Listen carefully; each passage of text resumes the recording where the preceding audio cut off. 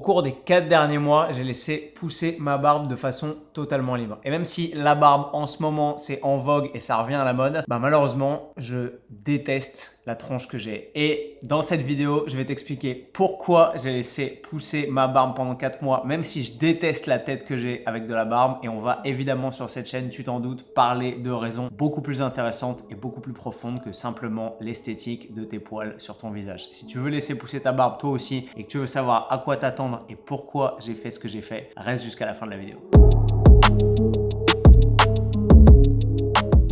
Si tu me suis depuis un petit moment, je pense que tu t'en doutes, j'ai jamais eu vraiment une génétique pour avoir une barbe complètement incroyable. J'ai pas une grosse pilosité, j'ai pas énormément de poils sur le corps, sur les bras, sur le torse, etc. Et clairement, c'est à peu près la même chose sur le visage. J'ai eu de la barbe extrêmement tard, j'ai commencé à avoir des premiers poils un peu crédibles sur le visage aux alentours de la vingtaine, clairement pas avant. Avant, je devais me raser genre avec un bic de lame. Moi, pour que je commence à avoir une barbe de 3 jours, il faut clairement une semaine et demie pour que le dessin soit à peu près cohérent et qu'on se dise ah ouais d'accord, ça c'est un schéma, un pattern naissant de barbe qui commence à se dessiner. Du coup pas de panique évidemment et encore moins de culpabilité, on est tous différents et il y a des mecs qui ont une génétique pour avoir une barbe extrêmement fournie, très dense, avec une pilosité très implantée, des follicules pileux qui sont très serrés les uns par rapport aux autres et qui vont donc donner une impression de barbe extrêmement remplie, et d'autres comme c'est mon cas qui ont des poils beaucoup plus clairsemés, beaucoup plus épars et qui forcément vont avoir une génétique de barbe qui va pas donner le même résultat. Et encore, je me plains pas, il y a des mecs qui malheureusement aimeraient beaucoup avoir de la barbe et peut-être qui aimeraient beaucoup avoir une apparence de barbe comme ce que j'ai en ce moment et qui ont encore moins de densité de follicules pileux au centimètre carré et qui auront probablement jamais ce que j'ai sur le visage. Et c'est ok, encore une fois, on est tous différents. La première raison pour laquelle j'ai choisi de laisser pousser les poils de ma barbe il y a 4 mois et pour laquelle je t'en parle aujourd'hui, elle est symbolique. Il y a 4 mois, mon grand-père est décédé et j'avais besoin de créer un retour à zéro, une espèce de reset. À ce moment-là, j'ai eu évidemment une grosse montée de stress. J'étais au Mexique, j'ai dû revenir en catastrophe, prendre des billets hors de prix à la dernière minute et évidemment faire le voyage retour pour pouvoir assister aux obsèques de mon grand-père, et la tristesse de la famille et de la perte évidemment a fait que j'étais extrêmement stressé. Et comme tu le sais probablement si tu me suis depuis longtemps, quand je suis stressé, j'ai tendance, je te le donne en mille, à m'arracher les poils de barbe, en particulier plutôt à ce niveau-là. Et donc forcément dans l'avion du retour, je me suis arraché la moitié des poils du peu de barbe que j'avais à l'époque. Et je me suis dit qu'il était évidemment plus judicieux de me raser intégralement et éventuellement de laisser repousser ma barbe et de repartir sur un nouveau départ si j'avais envie de le faire. C'est aussi symboliquement un tout petit truc qui me permet de me dire que voilà, on est arrivé à la fin d'un chapitre, il y a une page qui se tourne et il y en a une nouvelle qui va s'écrire sans mon grand-père. Et la matérialiser aussi de cette simple façon, c'est aussi pour moi le fait de m'accorder ce temps de souffrance, de douleur et de deuil pour pouvoir tourner la page. La deuxième raison, tu t'en doutes, elle est évidemment thérapeutique. Souffrant de trichotillomanie et ayant tendance à m'arracher les poils du visage quand je suis soumis à un stress intense ou à une angoisse ou à une anxiété, c'est une façon pour moi de lutter contre mes propres démons. Et le fait d'afficher une barbe de plus en plus longue et de garder la barbe quoi qu'il arrive, c'est une façon de pouvoir me dire à moi-même, voilà encore un jour de plus pendant lequel je me suis pas arraché des poils, pendant lequel j'ai pas succombé à ce trouble qui est extrêmement pénible, qui est relou. Et le fait de pouvoir être constant et d'afficher ma barbe quoi qu'il arrive, c'est un peu un rempart à mes propres démons et une déclaration au monde que je m'arrache plus les poils. Et comme vous pouvez le voir, j'ai réussi à vaincre cette faiblesse personnelle, à progresser sur moi-même, à me soigner et à aller mieux en prenant soin profondément de ma santé mentale, et c'est extrêmement important. Sauf que le paradoxe là-dedans, et je sais encore une fois on est tous différents, c'est que je n'aime pas la tronche que j'ai avec une barbe. J'aime pas ma gueule. Ça fait littéralement 4 mois, enfin 2 mois depuis que la barbe commence vraiment à être longue, à se voir et à pousser, que je déteste ma tronche. Donc la troisième raison, c'est aussi pour moi une raison personnelle, psychologique en termes de développement, c'est de faire quelque chose qui est désagréable. Et vous allez me dire c'est probablement débile, mais certes c'est un choix perso. Faire quelque chose qui est aussi désagréable qu'afficher toute la journée une gueule que t'aimes pas alors que tu peux le changer en un claquement de doigts, c'est pour moi une façon de m'obliger à faire des trucs qui sont pas forcément faciles, qui sont désagréables, peut-être par hormèse, peut-être par goût de l'inconfort, de sortir de ma zone de confort, comme j'ai toujours poursuivi un un peu cet objectif-là dans ma vie. Mais afficher une tronche que j'aime pas, c'est aussi combattre la facilité de devoir toujours s'afficher sous son meilleur profil, de devoir toujours faire très attention à son esthétique, à son image, etc. C'est un peu une façon de me dire à moi-même, bah mon look, mon esthétique, mon image, je m'en bats les couilles, c'est secondaire, c'est pas important par rapport à la personne que je suis, à ce que je peux amener comme valeur ajoutée au monde, aux gens que je côtoie, etc. Et après tout, ça ne sont que des poils sur mon visage et on va pas en faire tout un fromage. Le souci, évidemment, tu t'en doutes, c'est que pour un mec qui a tendance à s'arracher les poils de barbe sur la tronche, bah évidemment, si j'aime pas la tronche que j'ai avec de la barbe, j'ai d'autant plus d'incitation à les arracher parce que je me dis, ah putain, c'est moche, ça ressemble à rien, c'est tout dégarni, c'est bizarre, machin. Et donc, ça me met en contradiction avec moi-même, ça me met en porte-à-faux vis-à-vis de mes propres décisions et forcément, ça m'incite à arracher les poils parce que inconsciemment, quelque part dans ma tête, quand je m'arrache un poil, je me dis, bah vas-y, c'est un poil de moins vers cette barbe qui me sert à rien et qui m'enlaidit clairement. Et si je les arrache tous, peut-être que je vais revenir à mon visage normal et à l'esthétique physique et corporelle que je préfère. Donc comme tu le vois là, après 4 mois sans coupe, alors évidemment j'ai taillé un peu les côtés au fur et à mesure, j'ai rasé dessous au fur et à mesure, j'ai raccourci la moustache, etc. Mais grosso modo, j'ai pas désépaissi, j'ai pas ébarbé les poils, j'ai pas coupé dans la longueur. Là, il y a vraiment à peu près, au plus long, à peu près 4 ou 5 cm de barbe. Donc à peu près pour moi, en fonction de ma génétique, 4 mois, 2 pouces, sans rien toucher de drastique. Ce qu'on va faire, c'est que je vais mettre un petit coup de clean-up, je vais me faire un petit peu les côtés ici, en dessous, là et là, et peut-être tailler un tout petit peu la moustache, et déjà, ça devrait avoir une apparence un petit peu plus présentable. Et après, je vais te partager les progrès et l'évolution de ma barbe sur les 4 derniers mois, phase après phase, pour que tu puisses te projeter un peu, si c'est ton souhait de laisser pousser ta barbe à toi, que tu puisses voir un peu l'évolution semaine après semaine.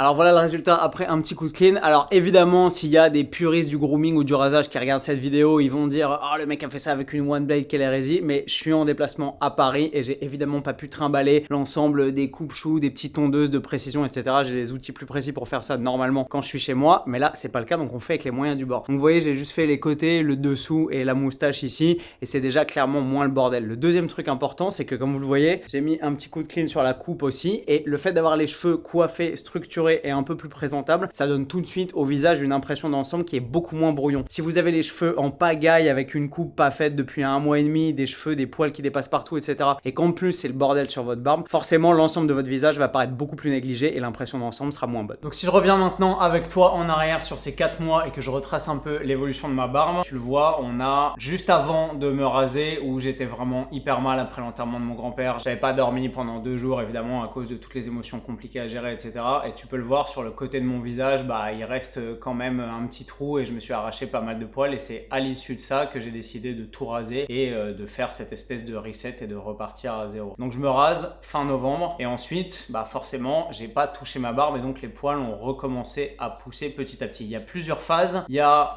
cette petite phase de barbe de 3-4 jours que tu vois qui est pas évidemment extrêmement marquée chez moi, mais là j'ai quand même littéralement 3 jours de barbe, donc tu vois qu'il y a un petit peu de poils, et disons que l'aspect de ma barbe ne change pas vraiment entre le jour 0 et la semaine 1, semaine 2, il n'y a pas beaucoup d'évolution. Donc là tu vois, je fais des stories, on est à 1 semaine de barbe, moi c'est le look que sur moi j'aime le plus parce qu'on voit le dessin de ma mâchoire, généralement on voit mes expressions, on voit mon sourire, on voit mes dents, je peux jouer davantage avec ma tronche, et comme je suis relativement sec et que j'ai la mâchoire relativement dessinée et carrée, bah, je pense que c'est le look qui me met le plus en valeur. C'est aussi le look qui est le plus pratique à maintenir parce qu'il n'y a rien à faire littéralement, parfois un petit coup de clean sur le cou, etc.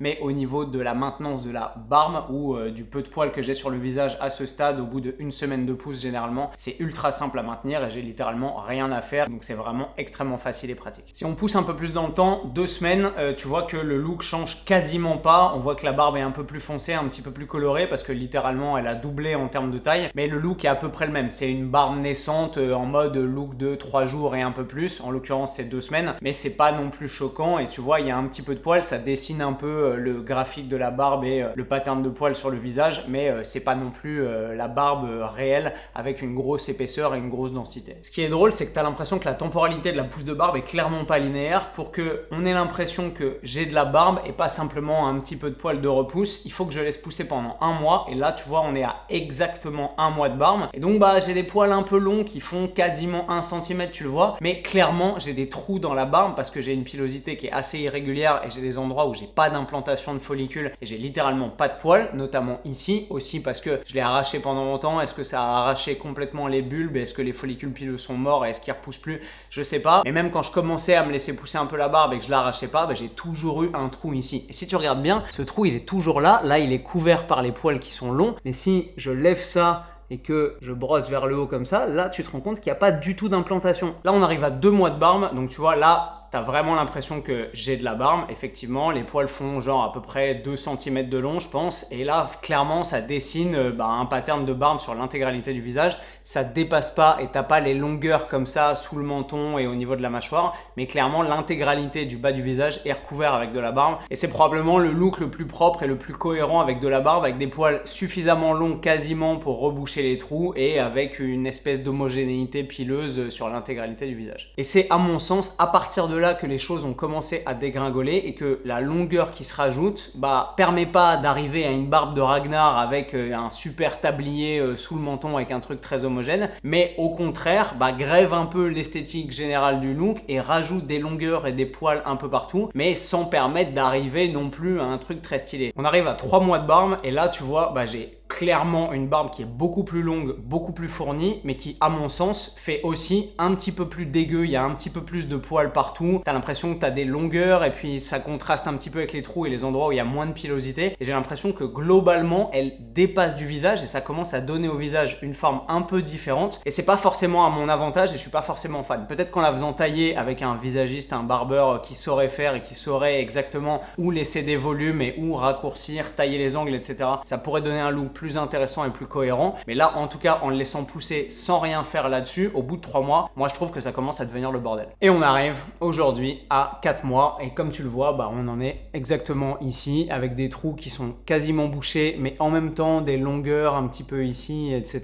Donc la prochaine étape, je pense, même si c'est un peu contre-intuitif et que j'ai pas envie de me dire il faut que je la coupe parce que le but c'est de la laisser pousser et d'arriver à voir si j'arrive à un truc relativement esthétique en laissant littéralement progresser la longueur le plus possible, mais je pense malgré tout qu'il va falloir que je la taille un petit peu et que je l'égalise un peu et pour ça je vais aller chez mon barbeur pour pouvoir espérer avoir un résultat plus esthétique tout en conservant un petit peu de longueur. Donc rendez-vous chez Gentleman Barber, mon barbeur parisien de cœur de toujours pour essayer d'égaliser et de cleaner un petit peu tout ça. C'est parti.